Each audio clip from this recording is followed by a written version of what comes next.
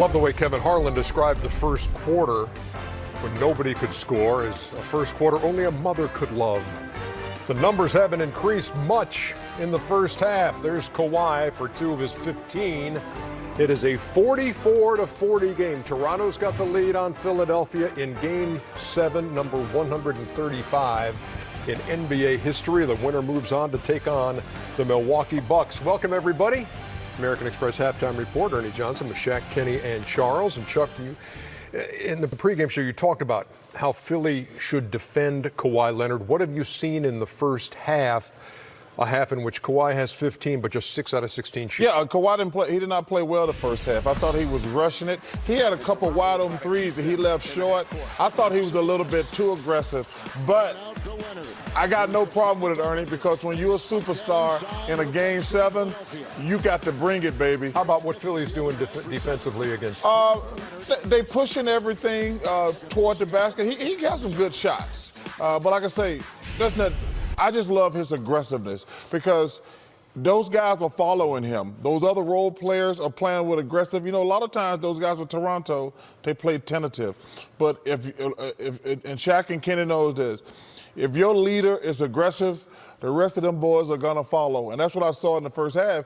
On a bad first half for both teams. Yeah, American Express teammates, you'll see Kawhi Leonard on the board. By the way, he's missed his last 13 three-point attempts. He's 6 out of 16 in the first half. Siakam 9 on 3 of 7 shooting. Does have 7 rebounds in the first 24 minutes, which brings us to the Jet. What you got? Well, you know, as aggressive as Leonard was, you know, I also thought Siakam was as patient. Oh! Got it! No, you got it! You got it!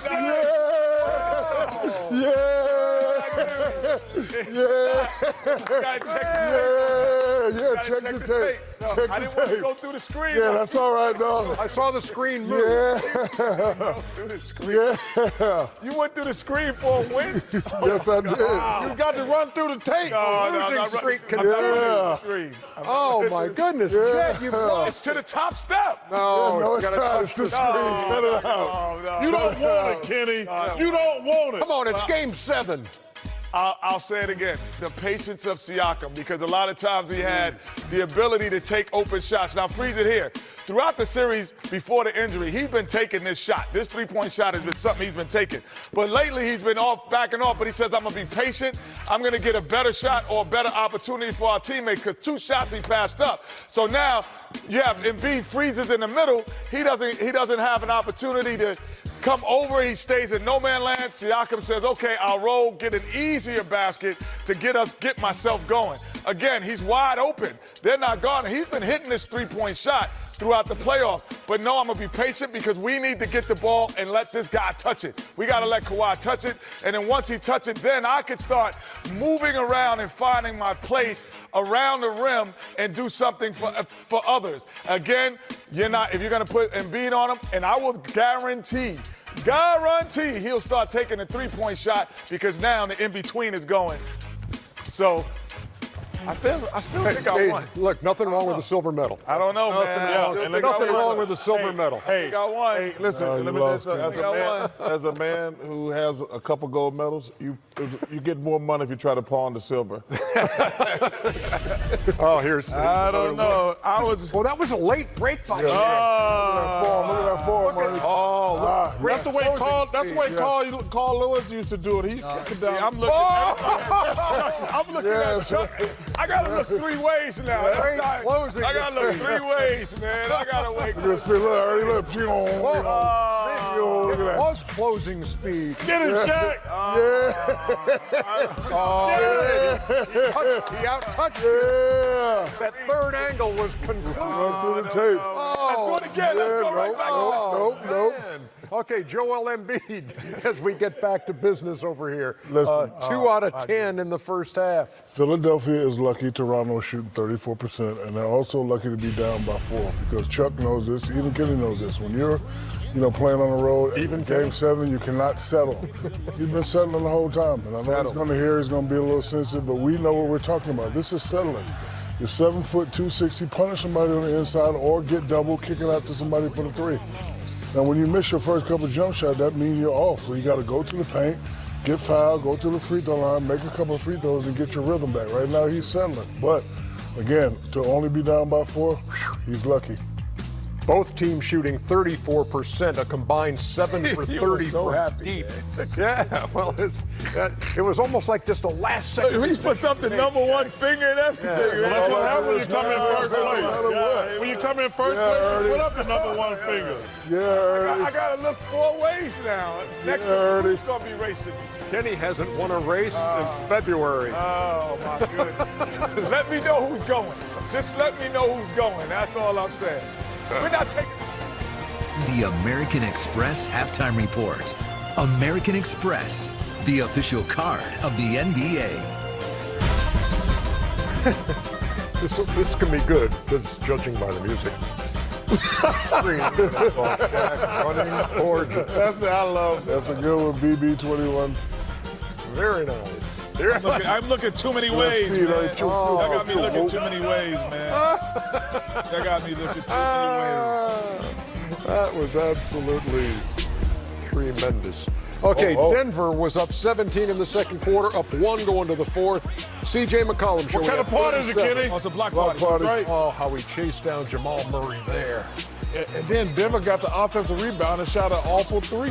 Jokic threw the ball away. Timely Lillard, shots. who was only 3 for 17, but that was That huge. one, Ernie. Floater. Jokic floats. Give me then the ball McCollum and y'all get again. out my way.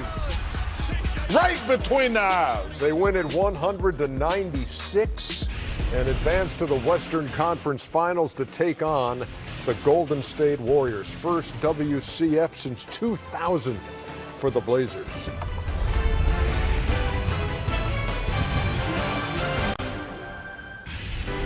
Game 7, Sixers and Raptors, coming up at the top of the hour, called by Kevin Harlan, Greg Anthony, and Roz Gold on Woody.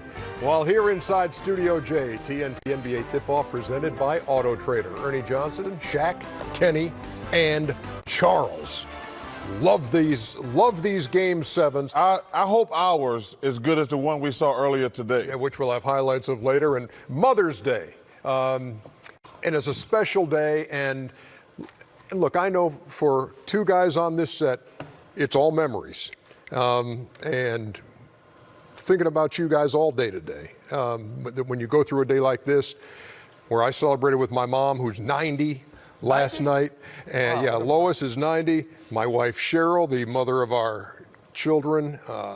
My daughter Maggie is a mom. My daughter-in-law Quinn is a mom. My sister Dawn is a mom. Happy Mother's Day to all of them. And I know you saw Lucille, Miss Lucille. And I want to say thank you to Charles, because Charles treats my mother like he treated his mother. I came home with a big bouquet of flowers, and I get in the damn house, and Charles had already sent them.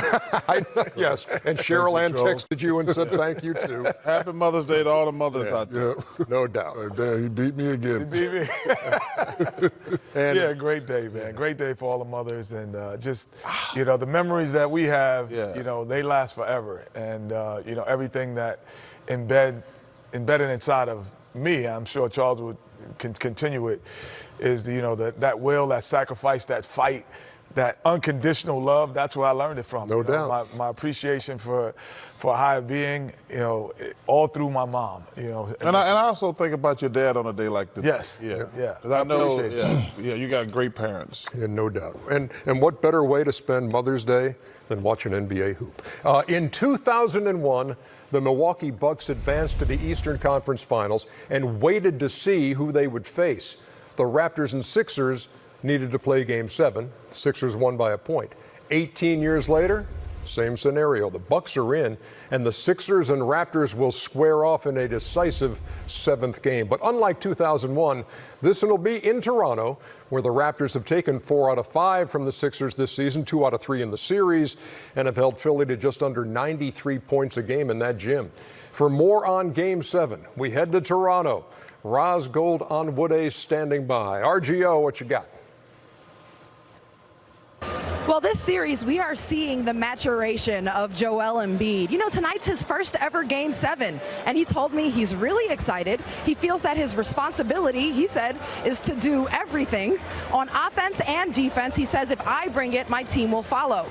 He's grown a lot in this series. That Game 4 and 5, he said he felt like he let everybody down, especially after Game 3, where he was doing this and all of this. He was like, I felt after Game 3 like I figured out their entire defense. And then for Game 4 and 5 to not bring energy, it hurt him. And of course, speaking of hurt, you know, he was dealing with his knee, his stomach, upper respiratory illness, and he responded in Game 6.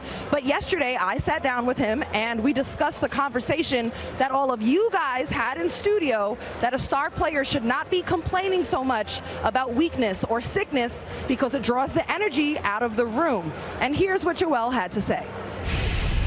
It's a lose-and-lose situation. I mean, if I'm so bad that I decide not to play, and I'm sure they're all calling me. Everybody's calling me all type of names or soft. Can't really worry about it. I mean, that's why they're on TV. I have a lot of respect for them, especially Shaq and Charles. He doesn't know. He doesn't know what he's talking about sometimes. He just be saying whatever he wants to. But I have a lot of respect for them, man. It's fine. That's their opinion. That's why they're on TV. You know, everybody has opinions, and I can't really worry about it. And I just got to focus on my team, man, winning this series. Charles, he poked some fun at you, but overall he said he has a lot of respect for all of you, especially you, Shaq. Guys, what's your reaction to all that he had to say and what you feel he needs to be tonight in Game 7?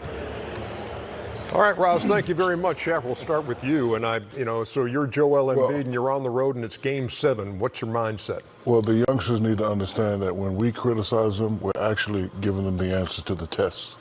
See, some of these guys are so sensitive, they don't really hear what we're saying. I learned not to complain because my father's a military man. You ever heard of Walter Reed Hospital? Yeah. So I go to Walter Reed Hospital. He used to take me there every year, and I see amputees and these guys. These guys wanted to go back to war. And on the way back, he said, son, you should never complain. You make a lot of money, you do a lot of things, you should never complain. And as I go back to when I was younger, watching all the other players, I never seen the other greats complain. You never said you never heard Michael Jordan say, "Oh, I have the flu." Like, he just came out and he performed. He got 45 points. So what we're saying is, you're a young guy, you make a lot of money, play, represent. You don't have to complain about aches and bruises. Charles has said this many times. We all have aches and bruises, but the great Kenny Smith has said, this is where you make your fame. So, if you lose, nobody's going to say you lost because you had the flu or you had upper respiratory. They're going to say you lost because you didn't play well. So don't complain. Maybe that close to game time. Yeah, exactly. Yeah. Well, right before the game. Kick off at less than a half an hour. Yeah. He's eating. That's interesting. Interesting. Well, first of all, listen, it's interesting about all these young guys today. They never call on us and say, hey, thanks for the kind word and telling me how great a player I am. But when they play like crap and we call them out, we don't know what we're talking about. Listen, I'm easy to find. I've always said he's a hell of a player. If he can stay healthy, he's going to be one of the greatest ever. The verdict's still out on that. But I get sick of these guys complaining. These young guys, they never call us and say, when I bragged about him and Ben Simmons a few years ago, saying they're going to be the future of the NBA, he didn't call me and say, hey, Charles, thanks for the kind words. But listen, I'm going to criticize guys that they deserve it. And listen, they can kiss my ass if they don't like it. Happy Mother's Day to you. So, Toronto wins this game if, Kenny? They control the pace. As much as Joel Embiid has been the focal point of what's going on between all the things that Roz just said, the most important thing is, to me, is Ben Simmons. When he is playing at a pace that makes Jimmy Butler and J.J. Redick comfortable, and Tobias Harris, they've won. When he's been slowed down and they play half court, their entire team has suffered. And we just saw a game where Damian Lillard didn't score well, but he controlled the pace of the game, he got others involved, and he let C.J. McCollum become an offensive juggernaut. Because the pace of the game, he still was able to get guys into it. And if Ben Simmons doesn't do that, and Kawhi Leonard slows him down, it will be curtains for the Philadelphia 76ers. One of the things that we talked about before the series started was looking back at the regular season and Ben Simmons, the trouble he had when Kawhi Leonard checked him, and he had like 8 turnovers per game. There have been 3 games in this series when Leonard's been on him for at least 25 possessions in a game, and Simmons has not turned the ball over in those games. How about rebounding? Because Kyle Lowry says it, Marc Gasol says it, Nick Nurse says it, says you cannot let Philly continue to dominate the boards. That's going to be the key to the game. What do you say? Yeah, I do think it's going to be the key to the game. But, to add on what Kenny is saying about Philly, when you're on the road, you as the 2 main players, you have to make the others feel comfortable. If you just come out and play your game, as the game goes along, the others will be more comfortable because it's going to be a hostile environment. Toronto's going to have their runs, but if Embiid comes out and plays like he played in Game 6, and Ben also gets in double figures and get rid of those triple singles, they have a chance. Can Philadelphia win this game on the road? Oh yeah, they can win the game because it's going to be interesting. But will they win the game? Obviously, I don't know the answer to that. If you're going to make me hold my feet to the fire, I'm taking the Raptors. But to me, it's going to come down to the role players for the Raptors. Siakam, Kyle Lowry, Marc Gasol, because I don't think Brett Brown's going to let Kawhi get 35 to 40 points. I wouldn't if I was a coach. I'm going to make those other guys beat me. Kawhi's not going to get 40 and beat us. So you're going to double team him? Yes, I am. I'm going to make those other guys make plays. As for the Philadelphia side, to me, it's going to come down to Jimmy Butler and Tobias Harris. That's what they were bought in for. Philadelphia got this far last year with Embiid and Simmons. They bought in Jimmy Butler and Tobias Harris for this Game 7. And on the flip side, this is what Toronto bought Kawhi Leonard in. This is what you bring a superstar in for a Game 7. And there's a big picture scenario on this too for Kawhi Leonard and for the Raptors. Listen, I hope Toronto's my favorite city. I hope he stays there. But I think this is more because if Kawhi Leonard leaves there, I think it'll be the end of basketball in Toronto, personally. Well, I would add this. LeBron James has left the Eastern Conference. The Milwaukee Bucks and Giannis has said, we're taking over it. We're going to take it over. These are the other 2 teams who were primed to take it over, along with Boston. Boston has fell off. And these are the teams. So now you have to say, if you can't get there without LeBron being there, you'll never get there. Game 7, Sixers and Raptors coming up at the top of the hour. Yeah, there you go. Thank you, Santino. Thank you, Santino. For cleaning up that one. And remember that. Who can forget that with Jesse Ventura? Yeah. On Listen Up. Oh, yeah.